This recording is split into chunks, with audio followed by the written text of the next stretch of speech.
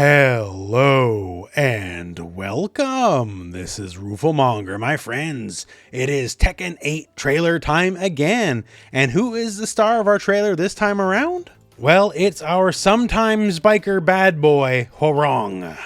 Back in his gi this time around, maybe taking himself just a little bit more seriously. And one thing you might notice right out of the gate here, looks like his eye got better. Not exactly rocking the eye patch like he was in Tekken 7 anymore. Now, I don't know if he actually lost his eye or anything in Tekken 7. The plot's a little sparse. So maybe he was just a big fat phony and wore the eye patch just because he thought it was cool. Regardless, back to 2 eyes now. Now, as far as the gameplay goes, just like a lot of these returning characters, Hwoarang here has a lot of new tricks, a lot of new toys to play around with. And naturally, we're gonna break it all down. Now, just to head this one off at the pass, if you're watching this trailer breakdown and you're not familiar with the character, he's a stance character, and everyone in Tekken is a stance character to a degree, but him a little bit more than the average. So he has right foot forward stance, where he, well, has his right foot forward and does some new moves, and he has left and right flamingo stances. Just so you know. So just to start the trailer off, he does the thing. He does the thing that you've seen a million times. Yes, it is the infamous Akira slide. Maybe a little done to death at this point because everyone does it, but hey, there you go. There it is. Now for our chain setup, which everyone has here, well, his title's a little elaborate, I guess you could say. He is the Blood Talon. And as you'll see throughout the trailer, it's actually on the back of his gi as well. I don't know if this is a name he gave himself or something, but I don't know. I'm sure he's the kind of character where he thinks that sounds cool. And as you can see, there is a new look here, and I actually do think the new look is kind of fresh. Kind of a callback to the older days of the character in earlier games. So out of the gate in the trailer, there is things to celebrate here. So Down 3-4 has a proper follow-up now that's a low. So there's tricky stuff for him right out of the gate, and the low leaves him in right foot forward stance. And since he's in right foot forward stance, he can go right into the backlash, which is slide 3-4, only possible from that specific stance. Now this is a bit different. They have changed the move up quite a bit. As before, it caused a tailspin state here. So this is Tekken 7, and you can see, well, there you go, right? Now obviously the traditional tailspin from Tekken 7 is not really in Tekken 8 anymore as you knew it. So this is just launching them far away, basically. And he does get a forward 3 after the fact, which looks like it's guaranteed, so it's still something. And keeping with the new stuff, we got whatever this is. So he does start in right foot forward stance, and he hops in, and it's a homing because we can see like the little claw tracking. It does chip damage because we can see Nina glow orange, and looks to be plus on block. So homing plus chip damage, that seems like a pretty good move to me. And I've been noticing in some of the older trailers, other characters are getting like big wind up moves that are homing and plus as well. So this might be an ongoing trend.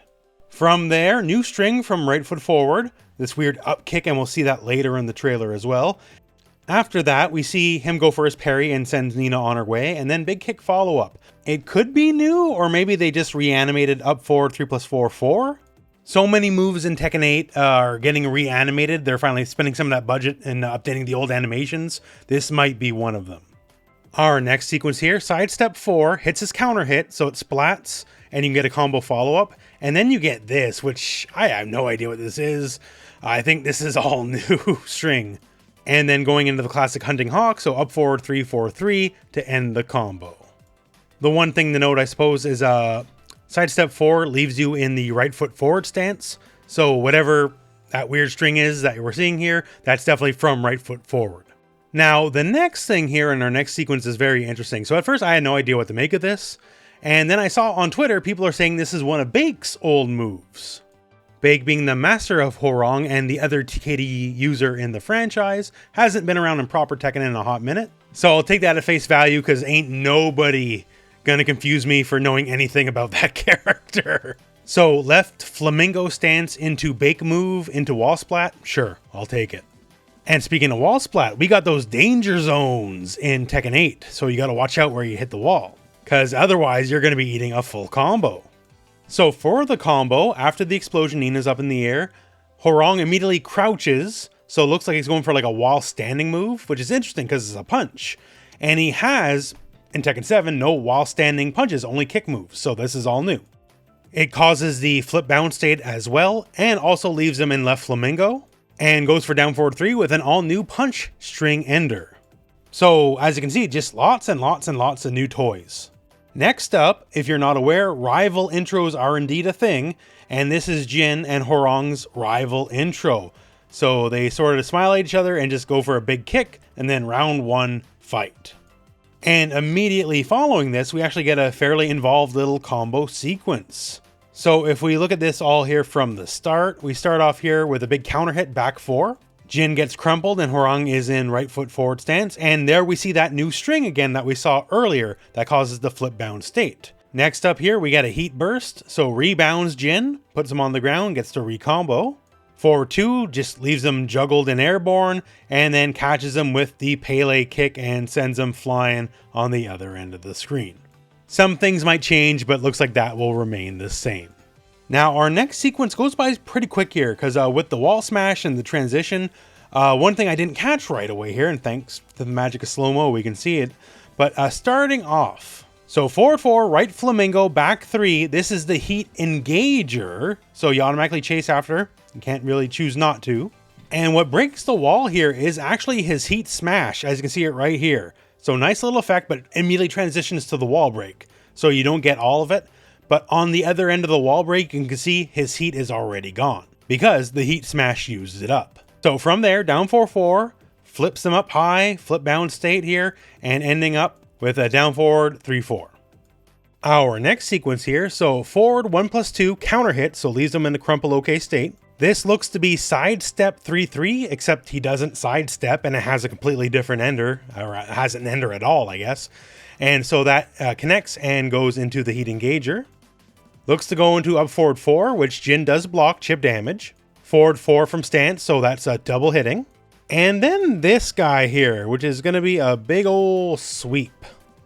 So in the case of the big old sweep, because he's already in stance, it might be the case that down 4-3 got reanimated, because lots of moves are getting reanimated, but we have an extra hit at the end. So either they added a third move to the string, or perhaps it's only because he's in the heat state that we get the third move, because lots of moves get buffed in heat state, because the particle effect, the wind, all that kind of stuff is certainly very impressive.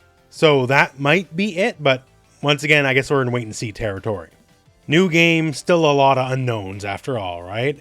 And here is our final major sequence of the trailer, which is also quite interesting. So starting off here, forward 4 sends Jin flying in the heat state, so heat dash after the fact. 3-3-4 keeps him in the air, and then hits him with this wild thing. Maybe it's another bake move, I don't know. Flip bound and then hunting hawk, but here's where things get interesting. They didn't finish the hunting hawk. So first 2 hits go by as you'd think, right? And then they just land, that's fine. Except when he lands in right flamingo stance, not just landing normally, right? So that kick at the end here, this is right flamingo 4. So if you don't go for all the hits now, you have a little bit of utility as you can land on the ground already in stance. So pretty cool stuff, honestly. And to end up, you've seen enough of these trailers, you know how it goes. Big slow-mo, and it's rage art time.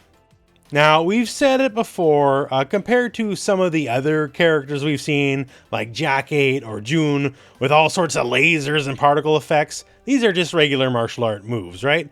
Although it feels like he takes a little bit of influence from some 2D games, as we get this giant deal, an Omega Jaguar kick, a reverse genocide cutter, if you will. That is pretty flashy. And to end up, of course, he brought his motorcycle into the deep catacombs, you know, as you do. And I guess we ride off into the lack of sunset. And that is the Hwoarang trailer. Pretty interesting all in all, I would say. So like many other characters, he either got a whole bunch of reanimated moves or just all new moves. Sometimes it's a little difficult to tell, but either way it is to the game's benefit for sure. And looks like he's taking some moves from his master in Bake. And that's a trend we've seen with some other characters as well. Like King got some Armor King moves.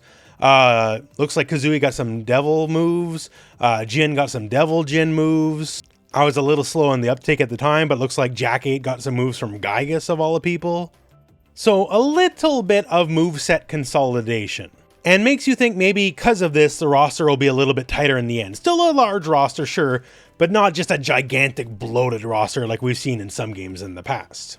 If all things being equal, I'd rather less characters that can do more things, like more focused characters. But wait and see on that. So as for the schedule, so we had Lily a while ago, now this trailer, and when's the next one? Who's to really say?